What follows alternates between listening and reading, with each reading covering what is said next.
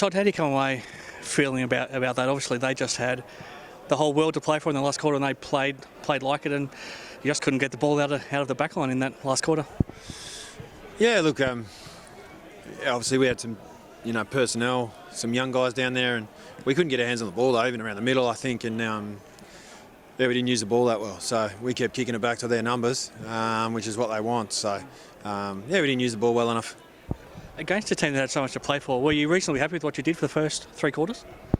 We did some stuff right, but we sort of felt like we were always chasing our tail a bit, sort of shuffling the deck chairs a bit. But I thought you couldn't question the effort. I thought the boys really tried hard. Just at times during the game, we probably lost the composure with the ball, and they scored. So. When you're the opposition coach and a club achieves history like they have, when it's been, you talked about last week, it's almost a fairy tale for them to make the finals. As the opposition coach, when a team achieves something like that, do you ignore it? Do you think, well done to them? How do you sort of feel as the opposition team in that situation? For Perth, yeah, didn't really think a lot of it, to be honest. I didn't even know them winning got them in. Hadn't seen any of the results, didn't know what it meant. So, look, we were just focused on us. There's some really good opportunities for some young blokes to come in today.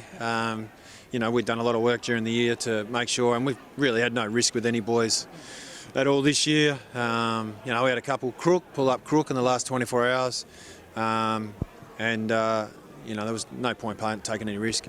Is that good preparation in a lot of ways for the finals? That was pretty intense game for a lot of it, and especially in that last quarter, was pretty intense. Do you learn a lot from that now heading into the finals? Is it almost a perfect preparation type game?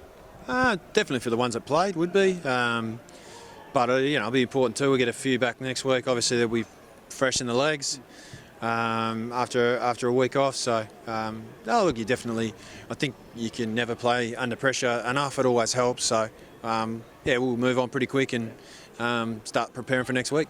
Now, that backline was under a lot of pressure, but now all of a sudden there's pressure on spots in that backline for next week, because you got Blaine Wilson, Chris Luff, Noah Strom, Jason Mascos and Zach Dent, who all deserve a spot, but you can argue the guys in the team probably deserve a spot too. So selection, especially for your defenders, is going to be interesting for next week. Yeah, look, obviously with how things fell, we didn't take any risks, so, pretty much all of those 5 will be available for next week. And, most of them have only missed a week. So there'll be no issue there. And, Denty's been running really well. So, we'll recover and prepare. Got 8 days, don't play till next Sunday. So, don't think there'll be any issue there. This shouldn't take away from the achievement that you have put in this whole season to come off the preparation that everyone went through, but to play as well as you have and to finish clear on top of the ladder. Is that something you're pretty proud of? Oh, look, we're proud that we got the second chance, which is what everyone was playing for. So, you don't get it by luck. We obviously earned that right. So, double chance, and obviously get to play a home final. So we look forward to that next week. It comes around quickly. You're suddenly 1 win away from a grand final. What is that feeling like, knowing that now everything can happen pretty quickly? Well, probably until you say it, you don't realise it. Do you know what I mean? You're always sort of working a week to week. So. New season, restart tomorrow. Obviously Claremont and us have done well enough to get a second chance, but I'm sure that they'll be just as keen as we are to win next week and go through. So familiar with each other from last year's final series. The game you played earlier this year was a pretty tight game. I guess it's going to be a tough battle against them, and they know the same against you, and probably no surprises from a coaching point of view, given you know Harrow pretty well and the players know each other pretty well. So it's just going to be who's better on the day, really, because you're pretty familiar with each other in a lot of ways. Yeah, look, they're a good team and been a good team for a long time. So, but we think we're a pretty good team as well. So, it'll be a battle. It always is, and they're always pretty close, pretty physical affairs. So, look, it's a good achievement to this point, but, we're still looking forward.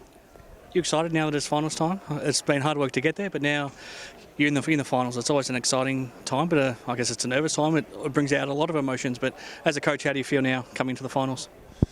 Oh, look, this is why we're all here. So, we're obviously, rapt to have earned the right to play, and now we just want to go out and play. So, certainly no nerves at this stage. It's just about looking forward to the opportunity, and hopefully it's a nice fine day and there's a big crowd next week. Good luck. Cheers.